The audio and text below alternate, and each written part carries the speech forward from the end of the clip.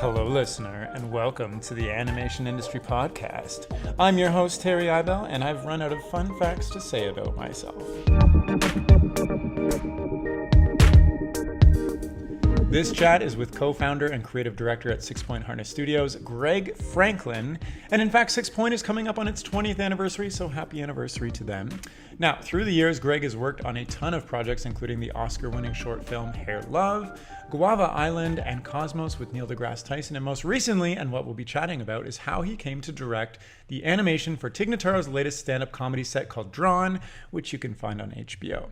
Now, Greg is also going to share how he originally became an animator back in the day by doing professional wrestling, what it was like founding a studio, and how he's been able to keep things going for the last 20 years. So now, without further ado, let's jump in.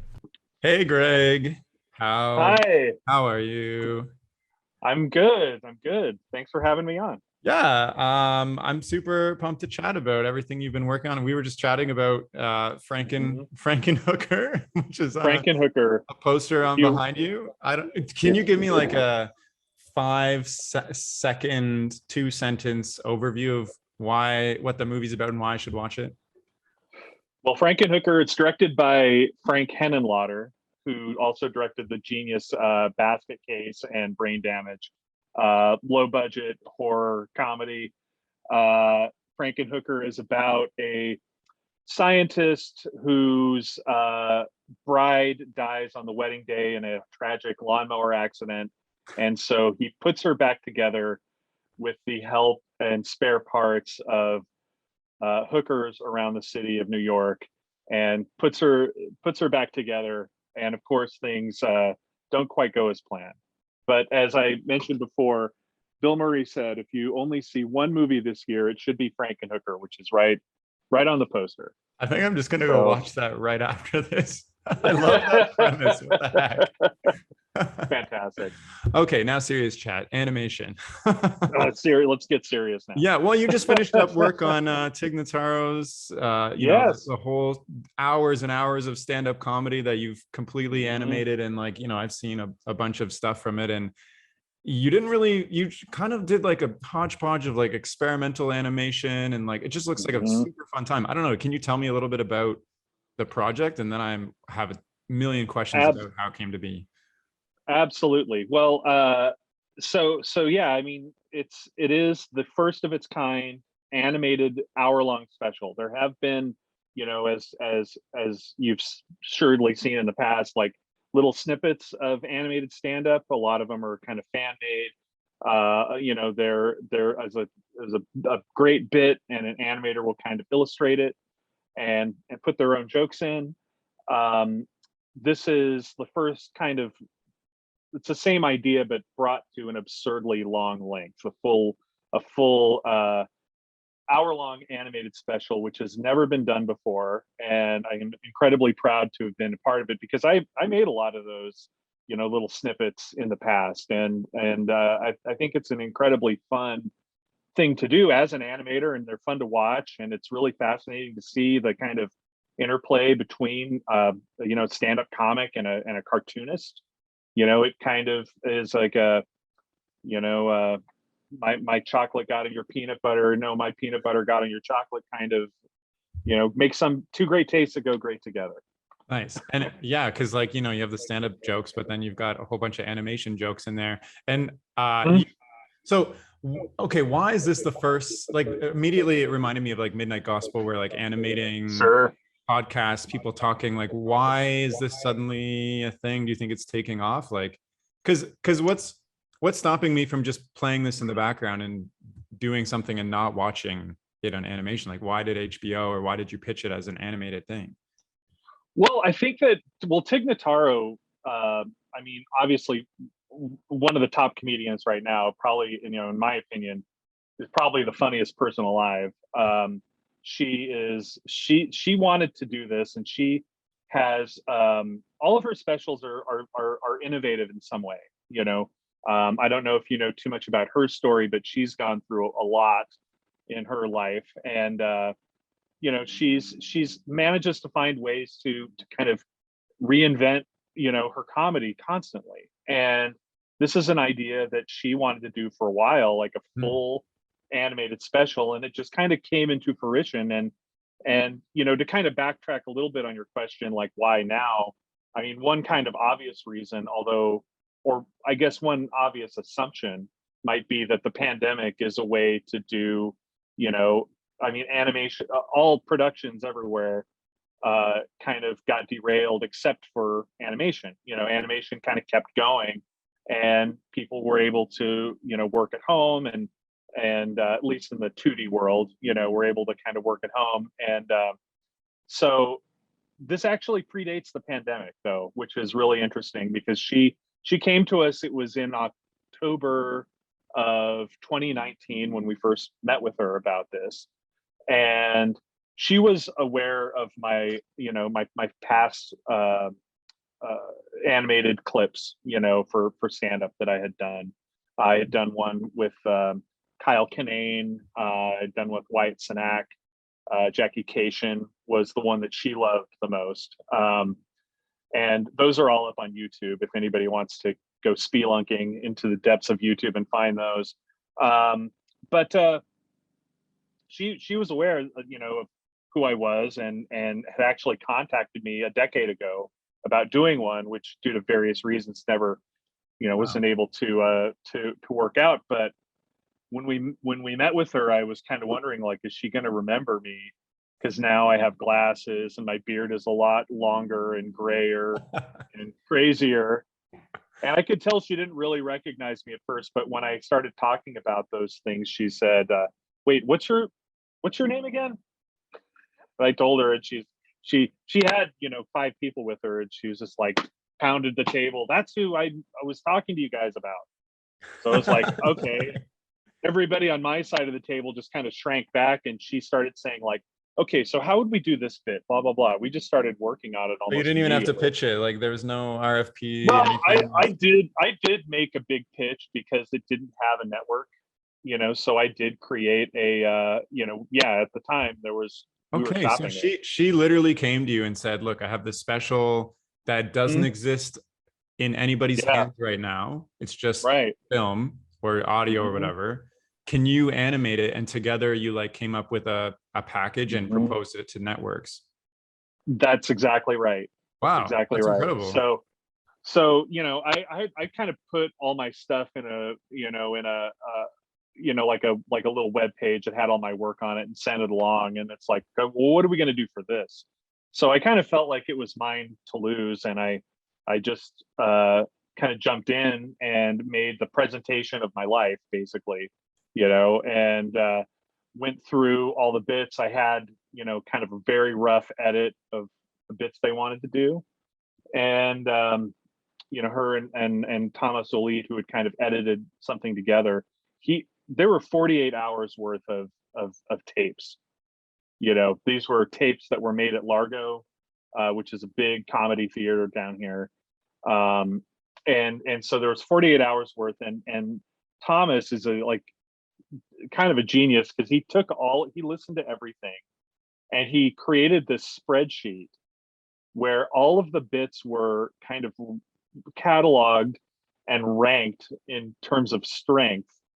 And he basically edited his own personal humor. Like he was like, I like this joke and I don't like this joke. I mean, it's pretty objective, to be fair. Like the audience reaction, tells you if it succeeded or not. And a lot of it was very loose. Like these are the tapes. The tapes we were working with were the tapes that a comedian of Tig's stature would take and craft a hour-long special out of, and then perform it. Somewhere. So you do like 2 or 3 tapings of it, and it's a whole production with multiple cameras and multiple microphones all around, like they mic the audience, and the clean channel of the stand-up's voice. We didn't have any of that. We were kind of approaching it almost more like a found footage almost, because the audience that you hear laughing on the special that's coming off of Tig's mic. It's just a direct from the board, from this right off the soundboard recording. And so, that's what we had. And so once we had that, I sat down with my editor, Tony Christopherson, and we did a deeper dive, and we had this amazing, you know Thomas Ulit made it, and we ended up calling the spreadsheet the Thomas Guide, which is a kind of Southern California joke for you, but old school. And so we would see that there were 5 times that a certain bit got done, and we would listen to all 5 and go like, that one time she said that one thing was funnier than in the one that's kind of like the hero, and so we would kind of put it all together. And then like our genius audio team at Esho Sound was able to kind of seamlessly make it work. I was really worried that it was going to be that the audio was going to be usable, Wow. but he is a genius and was able to kind of stitch it together seamlessly. So you had already done a ton of development before you even started trying to get a network involved. Like you were like, Yeah, and like, this is a right. project I'm going all in on. I'm assuming Tig, like, and you put in investment to like get the editing and all that stuff done in the development. Well, not in the development part, because we knew what bits were going to be in there roughly. There were some changes during production where like a certain bit would get removed and another bit would take its place, but like I had 90% of it, and so I kind of would sit there and think like what animation style, because we knew it was going to be all different styles for each bit, and so it's like what style goes with this bit, and why, and what is the reason. And so that was kind of my initial presentation, was talking about things like, she has this great bit of, where she talks about her friends not helping her when her wisdom teeth got removed, and it's a great story. Her girlfriend didn't drive her back, so she drove herself back from getting her wisdom teeth taken out, and it's hilarious, and it just keeps building. But it's like, so what do you put with that? And so I kind of took a step back and thought, like, thematically, this story is about kind of people that are attractive in your life, but they're not there for you. They're not thoughtful, they're not conscientious, and they're like the beautiful people. And it got me thinking about kind of the jet setter kind of illustrations from like the 60s, 70s that you see in magazines and things like Bob Peak and Robert McGinnis and all these great, master illustrators from that time. And I'm like, why don't we kind of do something like that? And I would explain it like that to Tig, and she would go like, oh, that looks great, and we just did that through the whole. Sometimes a bit would just be pure comedy, like there's nothing, it's just funny, and we would go with like a kind of a comedic look, like something that like the old bat bit where she's staying with this old woman who's super annoying. We started with kind of Looney Tunes, but then we kind of morphed it into something a little bit more modern and kind of iterated into like a cool look. And there was like a bit about her love of the late Eddie Van Halen, and we decided to go with kind of a 80s music video kind of look, and we just kind of went from there. That sounds like so much fun. It was so much fun, and I got to tell you, my favorite one was please this bit that kind of got added later. Well, the only one that Tig and her team kind of had a premeditated thought about was this bit about Ringo Starr, and it was a very silly joke about Ringo Starr getting the opportunity to sing a song for the Beatles, and it was Yellow Submarine, and so that was kind of what the bit was about. And so the idea was to kind of mimic a look that was similar to the movie, Yellow Submarine, but it became very apparent that we were not going to be able to clear any of that. Like it was just never going to be budgetarily possible. And it was pretty lean budget, to be fair. So we were like, well, what else? And this was going to be the grand finale. She wanted a big musical number to end the show with, and so I said, well, what do you have as a backup, if we can't clear Ringo? And she says, well, I have this Dolly Parton bit, and she talked about it, and the bit is amazing. If people haven't seen it, don't listen to the next minute. That I'm gonna because I'm spoiler alert right here, but the bit is about how she's listening to Dolly Parton on a road trip with her friends, and it's this very like lighthearted, it's kind of silly, downright song called Three Doors Down, Two Doors Down, sorry. That Three Doors Down is a band that's actually in the special. Two Doors Down, and she imagines this one part of the song comes up, and she imagines that the fun that they're having gets cut short by a horrific car accident.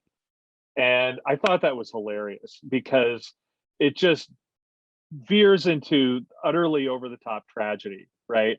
And the car is like tumbling down a cliff, and they're dying at the bottom of the cliff, covered in blood, gurgling on their blood. And the song is on repeat, so it starts up again, right?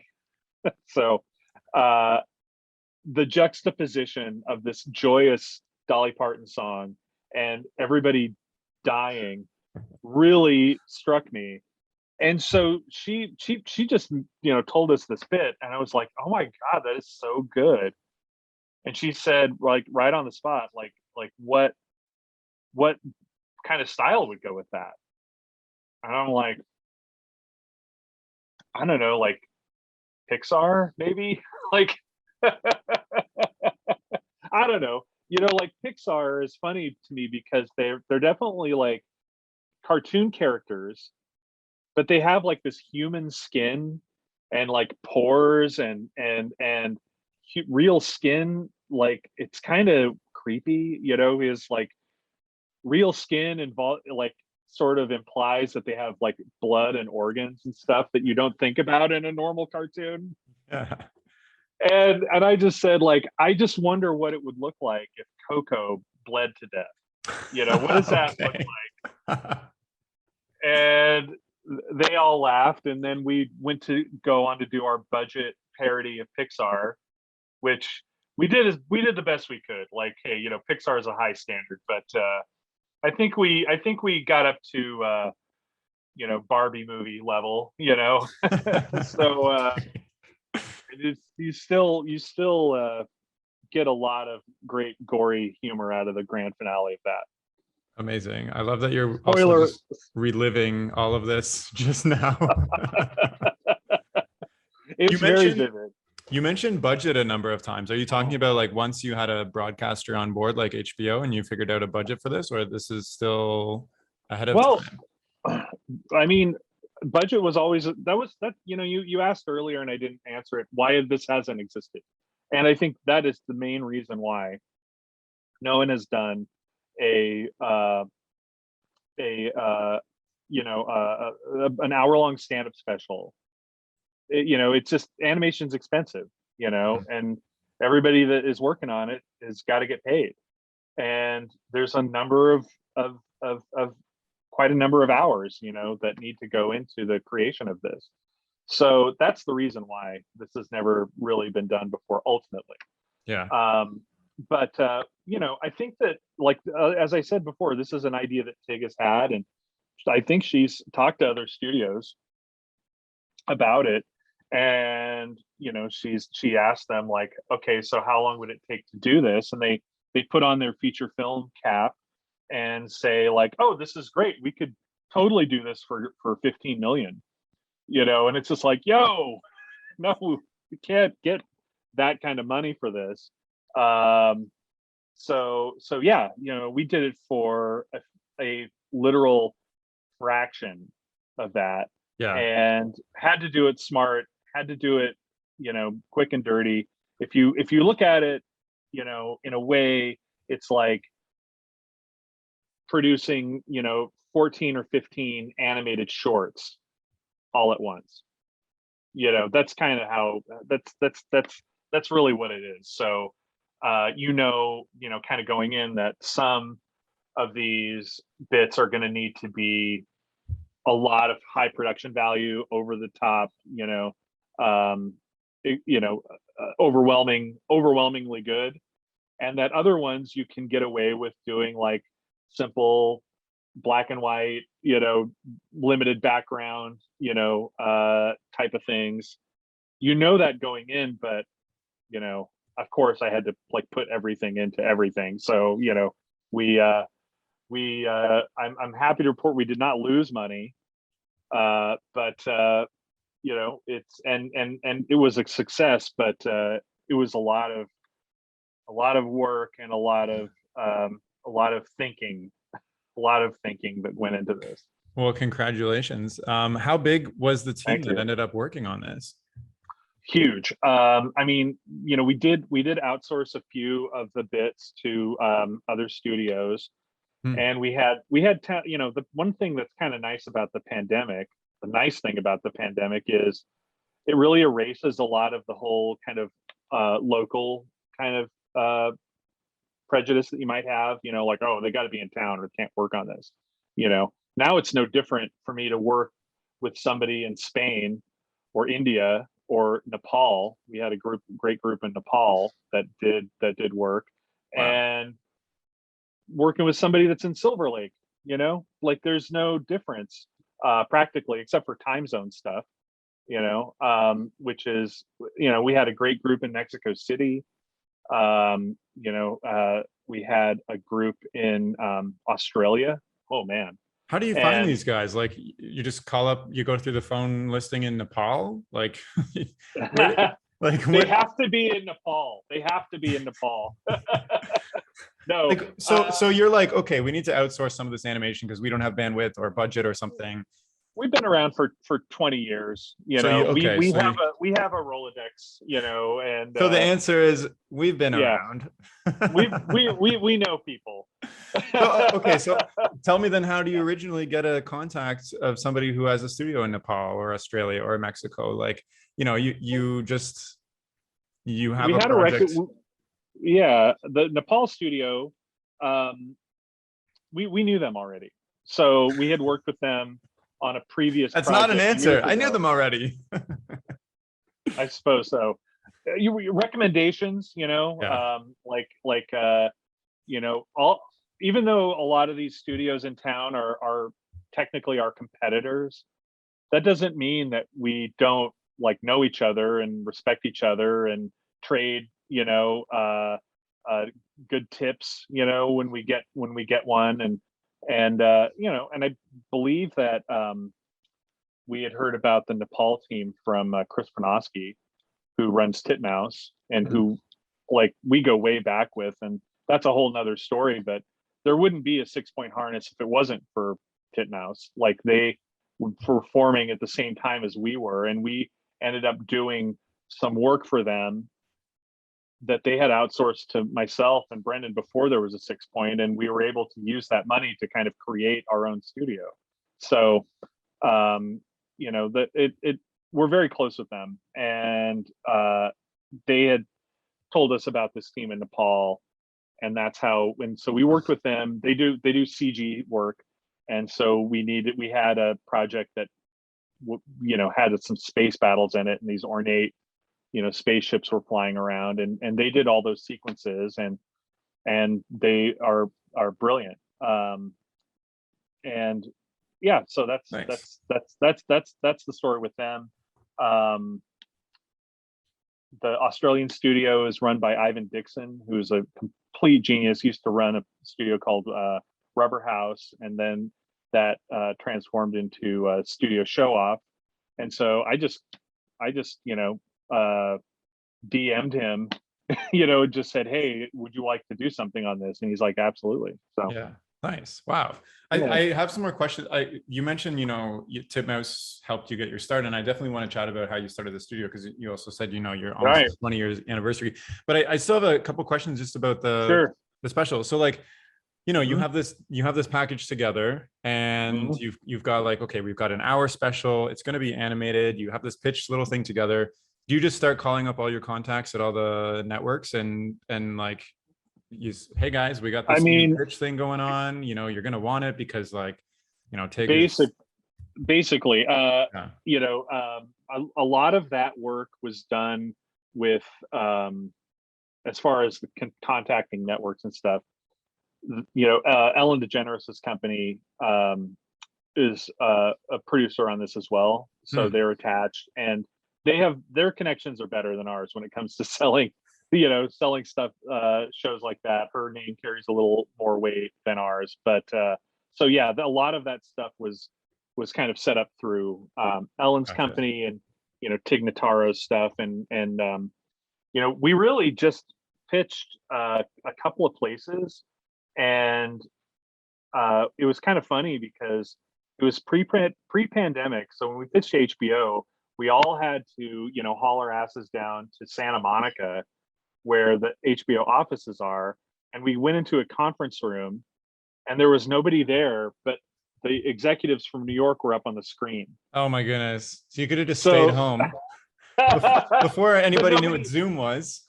before anybody knew what Zoom was exactly. So, but yeah, we almost sold that in the room. Like it Wow. was just like HBO.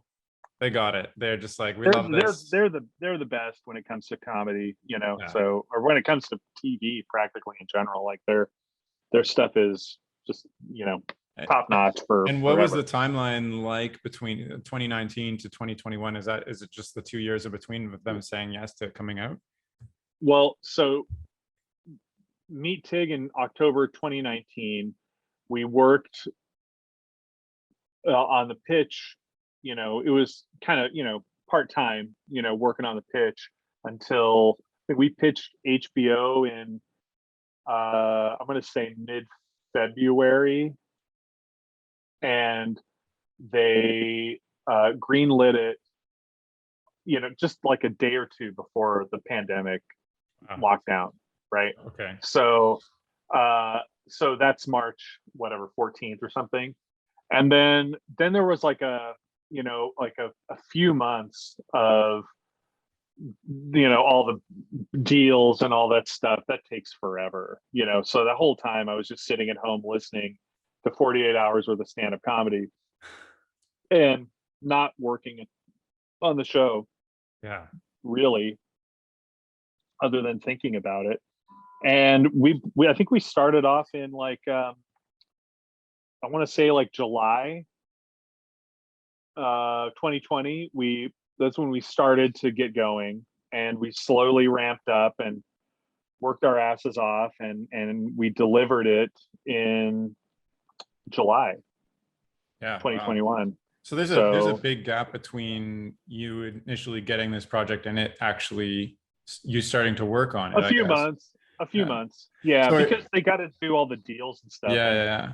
So are you know, you like, how does that work with the studio? Do you just like kind of like scale down and scale up as needed with projects like this, or do you have a whole bunch of just consistent work that is always getting we done have, and then yeah, we have consistent work that is always keeping the lights on at the studio. yeah. Like I even now it's like, we have so much stuff that is going on. I want to say there's like 6 or 7 projects going on right now, that are all in different stages of everything. So Nice. yeah, there's a lot. So it's just, our production team is incredible, and they're able to kind of maneuver all of this stuff. I don't know how they do it, but it is pretty incredible. Nice. So take me back to the start of 6 Points, way back in the day, Titmouse, all that stuff. Well, Or maybe even take me back to you. Like you got into this well, from wrestling or something, you said? Like, it why is animation out of all it the is a careers you could have funny. chosen? Well, it's obvious. I love animation. As a kid, I I always drew. I love it. But I think, around sometime in high school, I just realized that I was never going to have a career in animation. I just wasn't good enough, and it was too hard, and I needed to figure out something else. So I kind of had a few, like crazy ass years where I did various things. One of the things was working for about 7 years in a comedy wrestling promotion in San Francisco. And I learned a lot, like I 7 years, that's not a short amount of time. well, yeah, it wasn't full time, it was like it was a good run of like monthly shows in the San Francisco Bay Area. We did a couple we did a few tours, I got to go all over the country, got to travel Europe. We were part of various things like the Warp Tour and things like that. And it was a lot of fun. But it was like just kind of one of those things where you start to understand how stuff is put together. And I think that's what I really took from it, because my best friend was like the announcer and kind of, I guess, head writer, of the show. And so we would always work on stuff, and I would kind of, pitch ideas, and we would kind of put together this show every month. And I just learned a lot about like how stuff works and how stuff is put together, and it was very much like a trial by fire thing. Wow. About the same time, I was working like myriad, crappy jobs and things, and I started doing illustrations for AOL. This is way back in the day, right? And that was like my first art job, though, and I was like doing spot illustrations for AOL, and it was at a firm, like a design firm. So other jobs came after that, and people were animating in this program called Flash. And I was like, like, what is going on? Like, this is animation on a computer. It was Yeah. unheard of, as far as like on my level, like, of course they were, Pixar and things, but this is like, how the hell is this happening? So, and it was kind of during the dot-com boom. So people were spending money on everything right and left. And it was the kind of environment, it's like, oh, do you want to do that? And I'm like, hell yeah, I want to do that. So they would send me to like Macromedia conference, and things like that, and learn how to make an animation.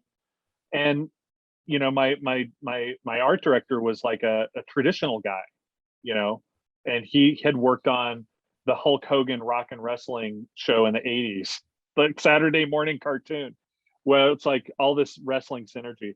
So he did things in a very traditional way, like almost traditional animation, which in computers in those days was like really, really limited. And I don't know, something just kind of clicked to me where I was like, we have all these layers. If I put the head on one layer and put the arm on the other layer, I can move them, and it's not as taxing. I don't have to do a whole drawing, And this was met with a lot of skepticism, but I was kind of like, let's do this. And You're telling me you invented rigged puppets? I didn't invent it, but it did occur to me. Yeah. It did occur to me because I'm not that good as an artist. I can't draw like as well as my peers. So it was a cheat code kind of in my brain, and so I just thought like, oh well, let's do this. And the first thing I animated was Mickey Mouse, and it was a remember back in the day, every website had like an intro. We used to call them skip intro, because yes. you would just be like, take me to the website, please. I don't need this kind of fanfare. With sound, I don't need a cut scene. I know, it's like you're just on your computer and all of a sudden you just get blasted with music and sound effects, and it's just like was a horrible thing. But welcome. Walt Disney World 2000 was this big thing, and our firm created this very absurd cut scene, of a little boy in his pajamas who looks out of his window and sees a magical star, and it creates this pixie dust that forms a Mickey Mouse in his bedroom, and they hug. And that was the first thing I ever animated in my life. Wow. For Disney. Amazing. I know. Here I'm sitting there saying like I'll never work for Disney, and here I am animating their website intro, which millions of people saw. Their iconic character. It was Like, so ridiculous. Get us Greg. Oh my God, I know. Well, it was the first thing ever animated. Wow. And yeah, it was so absurd. And the .com boom kind of burst. I ended up moving to LA and working for this video game network called G4, which was like a cable network for video games, and I was the art director for a while. And then that kind of imploded for a long time. It eventually got back on the air, but when I was there, I was like one of like 4 employees at G4. But I was in LA. I had like a newborn baby. It was like a new wife and like new 0 people. And so I kind of struggled for a while there, but I ended up getting a job on this Flash animated movie based on and it's the worst. This is the worst. Let me just preface. This is the worst. It's called Jake's Booty Call, and I worked on it for a year. And unlike any project that I've ever worked on, this project had no budget consideration whatsoever. There's a Wikipedia page on this. Please don't. It's awful. But the thing about it was like when we started that movie had been in production for a few years. When I came on it, it was supposed to be a 2-month job, and that job ended up being like over a year, right? And every 2 months I would say like, hey, what's up? And it's like, we're clearly not done with the movie yet. And there were like 2 more months. And that just kept happening, throughout the entire thing. And when I started, there was no storyboards. There were no script. The script, there was a script, but it was like the size of a phone book. And it was just this completely absurd, offensive, awful, thing. But I had a baby, I had to feed my kid. And little does your baby know that you're creating this. Oh my God. And the important thing is there was no pipeline, so like people were just working on scenes that they knew were going to be in the movie without any overview. There was no director, really. And I'm going to write a book about this whole experience one day. So maybe when I'm finished with my book, you can have me back and I'll tell you all about the craziness of that production. But the important thing about it is that's where I met Brendan Birch, Saharat Tantivaranyu, Dave Vamos, Nick Lakiotis, all these people that we went on to form 6 Point. And it was because we had created a pipeline. Wow. And Brendan was really the visionary on that, Blair. It's like, we need to like come up with a system to finish all these shots, because as it was, people were just kind of noodling around with things, and there was no deadline. It was just going on forever, and we all knew that we would lose our minds. And it was really funny because we got pretty far with the movie, and then we had to stop because the lease was out on the building. Otherwise, I might still be working on it. Still be working on it 20 years later. I might be, because it was just insane. So good thing the lease was up. Good thing the lease was up. I Googled it, and it's got a Facebook page with 37 fans, Jake's Booty Call. And it says Jake's Booty Call is a ridiculously fun series of multi-plot Flash animation games where the goal is to get Jake laid. Yes. So that was the series. I didn't work on that. I worked on there's a whole franchise. This is a universe. Jake's got a universe. Yeah. You could still be working on this.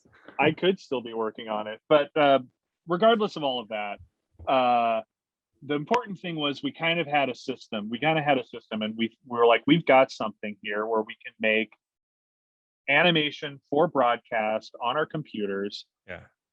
It was a wild time, man, back then. Like there wasn't just this Jake's Booty Call movie. There was another movie that was being made by Sony that was based on another shitty web cartoon called Little Pimp. And Little Pimp was the rival production. Oh and my both goodness. Everybody was like, and to this day, I'm the only person to end up working on both Wow. things. So when I finally worked at Little Pimp, all of everybody that was left came up to me and said, "What was it like over there? Oh my God, we heard all these stories." And I'm like, well, okay, I mean, I'll tell you mine. You tell me yours, because we had our story. We heard stories about this one, and it was that theirs was different because they actually had like a big studio behind it, and nobody knew that this stuff wasn't going to fly, at the time, because we knew that the movie was garbage. Like we knew it was complete, like it had no story.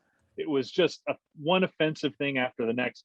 But you have this thing in your head that is like, this our society might be low enough that this becomes a huge thing, right? Oh my goodness. I just read the plot of Little Pimp on their Wikipedia. It's even worse. God. Like a It's even 9-year-old worse. boy befriends the pimp fruit juice, who gives him a small amount of pimp glitter, and then he Bernie decides, Mac was in that. like, I don't even know what I'm reading. I know. It's like there was that was an era of Hollywood that I'm gonna write a book about. But anyway, so we created our company. Brendan put all the paperwork in, and we didn't have a name. And within hours of us getting that paperwork together, we got a job, and it was the opening titles to the film Eurotrip. Oh my gosh, you're just going from one of these, from Jake's Booty Call to Little Pimp to Eurotrip. I know, right? Well, hey, so in a world where Eurotrip is a big movie that comes out, why not Jake's Booty Call? Yeah, why not? So, flash forward to 19 years later, we've won an Oscar for Hair Love. We've put out this, really come full circle with the whole animated stand-up thing with Tig, and it's it's amazing. We have so many more things in the works. It's crazy. It's been quite a journey. Yeah. And hey, listen, you can be like me. You could be like a loser who can't draw to being an animation veteran if you just play your cards right. Somehow get AOL to send you to that Yeah. Macromedia conference where you invent rigged puppets, and then I'm not claiming to invent rigged puppets, but it did occur to me. yeah. Oh my gosh. I mean, like, are there any crazy stories from the last 19 years of you picking up clients and building the studio? And is there anything that stands out as like specifically interesting to highlight?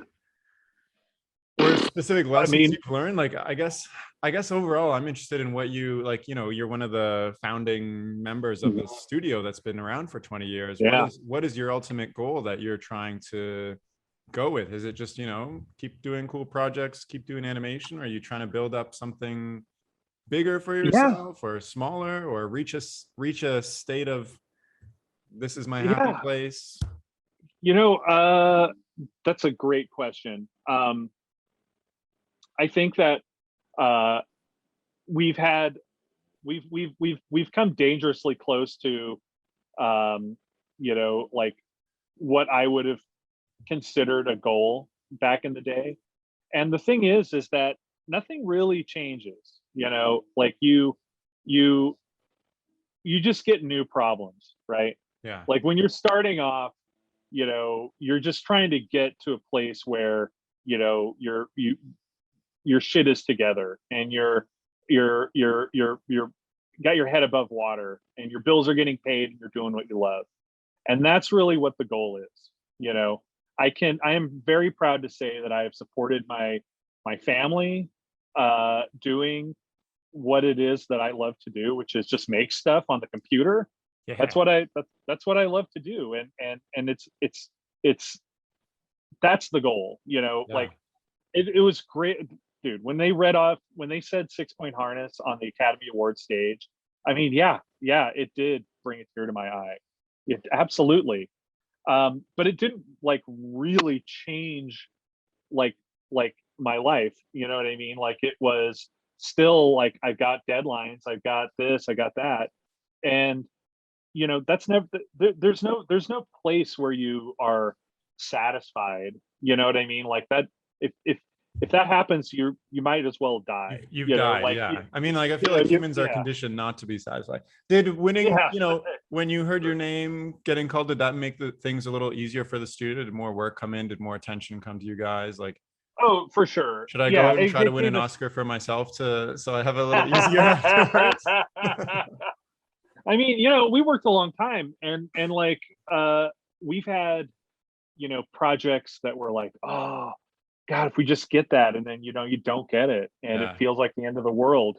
And then there's this other project, that you're kind of like, oh, okay, and you work on it, and it ends up being something that everybody loves. Yeah. You know what I mean? And you're like, oh, I loved it all along, actually. I mean, hey, that's that's a thing. It's like it's I'll admit it, that it's easy for me to get lose patience or lose focus of the I think that's I'm just being honest. Like it's easy to kind of go like and go like, well, yeah, they didn't want to do my great idea, they want to do their stupid idea. And that's a horrible poisonous attitude that you can have. I think that that's something I see often in animation. It's like there's a lot of old grumps, and I guess if you're going to ask me what my goal is to not be that. That's my goal, is fight the grump, is to not be one of those bitter dudes. Continue to keep the lights on in my home, and keep all the employees at the studio paid, and continue to just do stuff that I love and find interesting, knowing that the price to get there is doing stuff that I may not find that interesting, but keeps the whole machine going, because it's not just me, it's all of the team at the studio. And we've had some amazing people, like we have a lot of people that have worked at 6-point over 20 years, people that have gone on to win Oscars of their own, and win Emmys of their own, and win awards and stuff. And I mean, come on, like I never thought that I would come anywhere near an award of any kind. Of any kind. Like that's just not, that's just that's just luck. Yeah. And all of us have luck, of some kind or another, and it's just a thing, and a lot of it has to just kind of being in the right place at the right time. Totally. And being open to a challenge. I think that's what it all kind of comes down to for me. Yeah, I really like what you're saying. It's very like, I don't know, it just feels very genuine. Like I feel like you can't be in this industry if you don't love it, But I'm wondering, from the start, like 99% of businesses fail in like the first year in like any industry. What do you think it, looking back now, like what was it that made you guys get past that first year and reach a stable point where you could rely on this to keep the lights on and all this jazz? Well, I don't think that that's a thing really. You know, I think that it's always like something that it doesn't go away, you know, like it's not like, oh, I can relax now. You know what I mean? Like I still worry about keeping the lights on, Yeah, you know, yeah. like I mean not to the same level, you know what I mean? But Well, yeah. it's like Like it's like what's there's next year gonna bring? What's 2 years from now gonna yeah, bring? yeah, exactly. And so I don't think it's a um I wouldn't look at it like that. I mean, the thing is that there have been times, you know, when the studio has struggled for sure, you know, where it's like we're counting on this big job and it didn't come through or whatever, you know, we're counting on this or that and it doesn't come through and we've got to go into scramble mode. You know, that happened, you know, like 12 years ago or something where it was kind of dicey, you know, Yeah. and we just stuck together and we tried to be smart. We tried to roll with the punches and, you know, kind of land the next thing. And you know, there's kind of a funny story where we had this really big job that went away at the last minute, and we had been carrying a lot of employees to do that job, and then all of a sudden we had nothing. And we rebuilt the studio, you know, from the ground up with another job Hmm. that came through. It was a you know a movie for Comedy Central that we did, a drawn together movie, and we had invited the executives and creators over, and Brendan, we called everybody. It's like, you come and sit at a computer, you know, and pretend to be working, and oh yeah, sure. And we packed the place. You know, people came in, they're like, oh yeah, this is really nice. So we then went into the conference room and had our long meeting. Walked out, everybody had left. They're like, cool, I did it. I leave, and then you know we're kind of like, oh, it's coffee time, I guess. They're none the wiser. Oh my gosh. But like Hey, what it worked. so like what's stopping, like, so when you say we, who are you talking about? Like you and Myself, Brendan, Birch, who is the CEO, Dave Vamos. These were during a kind of our pirate ship years, yeah, you know, yeah. where it was just like we had no structure. We were just taking jobs. We were spending money. We were had a studio in the middle of Hollywood, and you know, it was wild. It was Yeah. wild. People. It was like kind of a you know, Animal House kind of atmosphere. You know, it was just like people partying all the time, people working. You know, it was like 10 years of that almost, you know, where we just, you know, we were just trying to, you know, trying to work, you know, and it was had a kind of a dorm, you know, feel to it. And we had to grow up, you know, and we had to get, you know, like some we not only had to get like help from grown-ups, but we had to become grown-ups ourselves, Oh you know. no. So yeah, you know, like all of that comes from, you know, it's like when you're a kid, you know, and you fall off your bike, you know, doing something stupid, you know, you learn not to do that again. Makes sense. And you know, when you're dealing with more and more complex things, I think that falling your face can be a great thing for you personally, you know, like that's just how it goes. So what prevented you from, you know, you have all this skills and experience, what prevented you from going and working at a different studio when things got tough, instead of saying like, we're gonna like to, so you mentioned 3 or 4 people, like having like Mhm. a tight knit band of people who Yeah, are all in it is super valuable. But what prevented you guys from saying, you know, this is from kind of splintering. hard and I'm getting an offer over here that looks kind of attractive? Yeah, you know, I mean, I think we just really wanted it to work, Yeah. and you know, you know, I think that it was always the best option for me because I have worked at other places, you know, like unlike a lot of people that have kind of come through the studio. I like I've worked at some big networks, you know, I did, like, just as Six Point was starting, I worked at a big network. And I knew that culture wasn't for me. I knew that when it comes to a really big place like that, it's just so inherently political. Yeah. And I went through a lot of weird political shit when I was there. And it's just not, I knew that wasn't for me. And I didn't have any, we get a lot of kids coming in from, like, sometimes straight out of school, and their dream is to work for a Nickelodeon, or a Cartoon Network or something like that. That's their, like, childhood dream. And I don't know, like, it wasn't really my dream to work at a place like that, but I did. And I just, like, that experience, or really early on at Six Point, was it was like no, I would really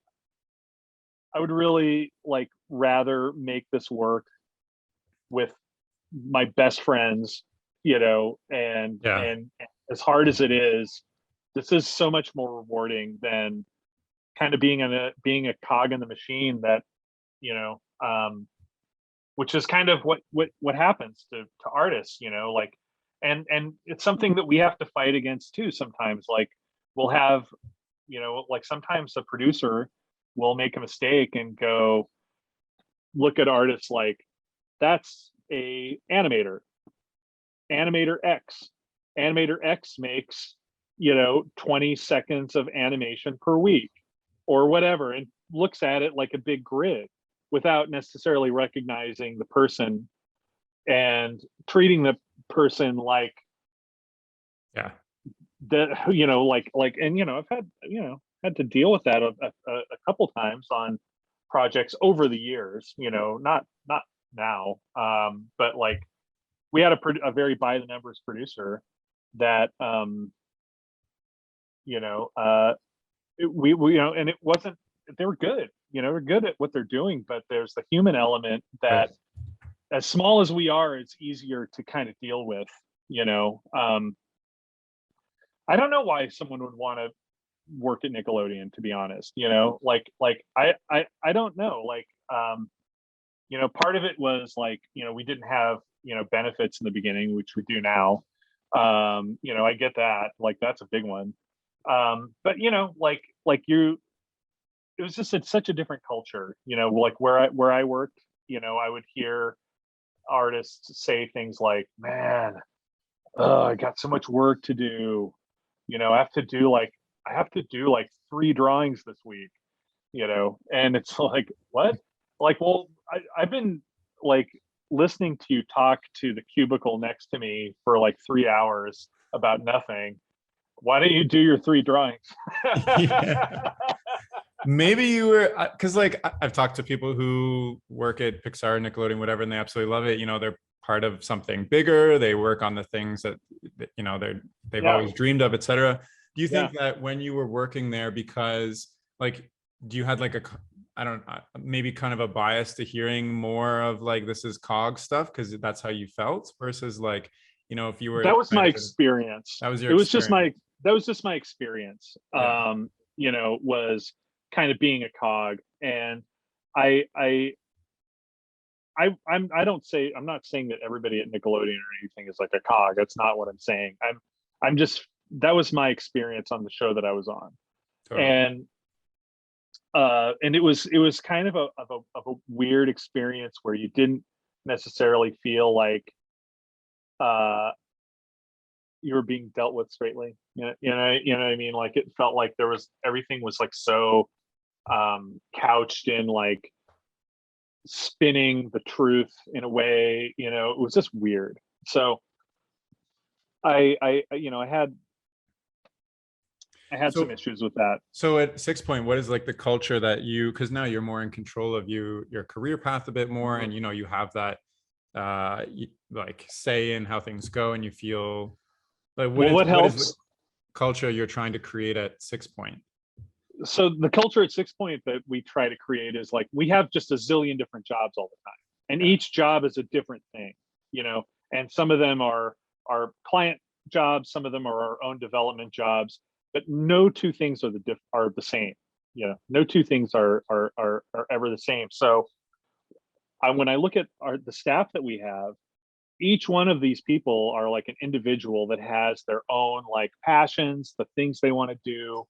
And what my goal is to piece every person to the thing that they want, you know.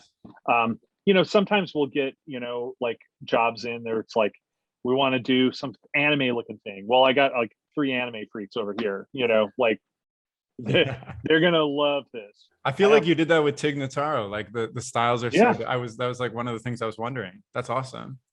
Well, it goes beyond Tig. It's like every job is like its thing, and I just want people to be really happy and fulfilled. And we've had some employees that are like, hey, I just kind of want to do what I do and not think about stuff. I just want to do my job. And it's like, really? Because you'd be really good as a supervisor. They're like, it's like, you're so good. Yeah. Okay. Well, you know what? You go, you do that. You know what? That's fine. And then, there's other people that have all kinds of different talents, and so I think that that's the kind of culture that I want we've all tried to kind of imbue in the studio, which is like just really, really like feeding people's passions and learning a ton, and letting people, some people you can throw them in the deep end, here you go, and they love it. And then some people it's like, okay, let's like deal with you, how you want to be dealt with. And Nice.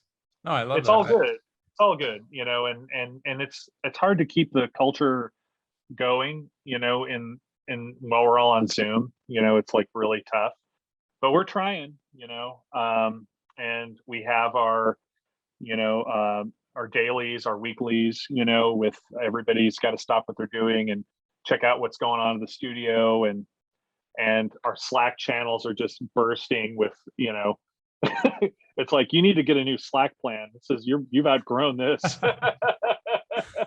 That's a good thing. Yeah, it's a good thing. And but like, I think we've done a pretty good job of keeping it to the Slack, or keeping it to the pandemic, Zoom kind of culture. But what you really lose, and for me as a director, like when I'm giving someone direction, they can be nodding and they can be saying all the right things back to me, but I don't know that it's really been received to the degree of nuance that I've tried to communicate. And if I'm in the studio, I can just walk by their desk and see how it's going. But on Zoom, I can't really do that. And then you kind of get it when it's done or when they're ready to show it, and then you kind of like, oh no, that's not what I was talking about. And so I've had producers try to solve this by saying like, oh, we'll do a check-in, and I'm just like, that's just like putting in another deadline, like it's not the way an artist thinks. Like an artist needs to be in a zone, and they need to be in that kind of creative mood, where there are no wrong answers. And it's like, if they've got 2:00 coming up, they're just gonna wrap it up. That's just the way the brain works. So I think it's worth it to not do the check-in, but take a gamble and try to be as clear as I can and draw as much as I can to try to explain everything, and not just be so verbal all the time. Yeah. So I take it you're gonna try to get back into the studio as soon as you can, then as soon as it's safe and whatnot. I don't think we're in a rush, to be honest. I don't think so. Like, safety has got to be, we're not chomping right now to like get back in the studio like some places are. I think we're doing fine. Like the work's getting done. The work is good. I can't complain, about the quality. it's all turning out really well. It'll be great once we can, but I think and thing is, there are a lot of people have gotten really used to working at home. Oh yeah, and sure. and well, a lot of people have, and I don't think that's ever going to 100% go away. I think it's the longer this continues, the harder it's going to be to get people back in. And it's we're lucky in that we don't have like all this money tied up in like giant spaces.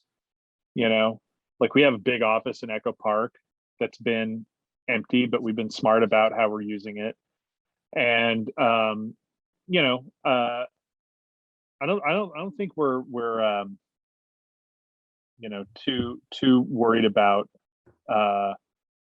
rushing back into the office. Yeah. Fair. Well, Greg, we've talked about your whole life and career, Yes. starting from Sorry, baby Greg to wrestling to I think we a went studio. well over time. What you're working on? Is there anything coming up that you wanted to share, or anything else that you think would be interesting for people listening to know about? Nothing. Goodbye. Over.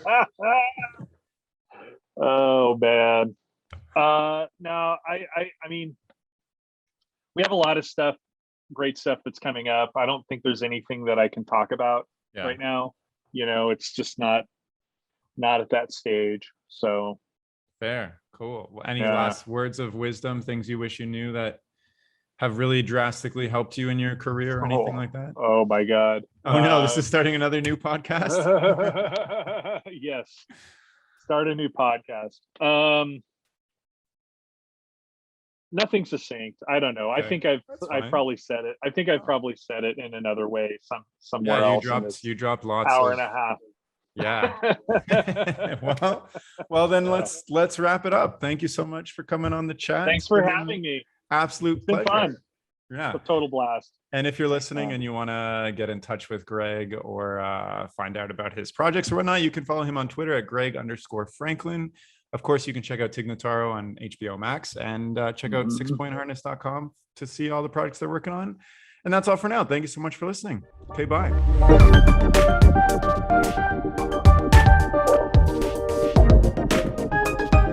The music for this podcast was composed by Will Farmer and the graphics by Daniel Abensauer. I encourage you to look them up if you enjoyed their work.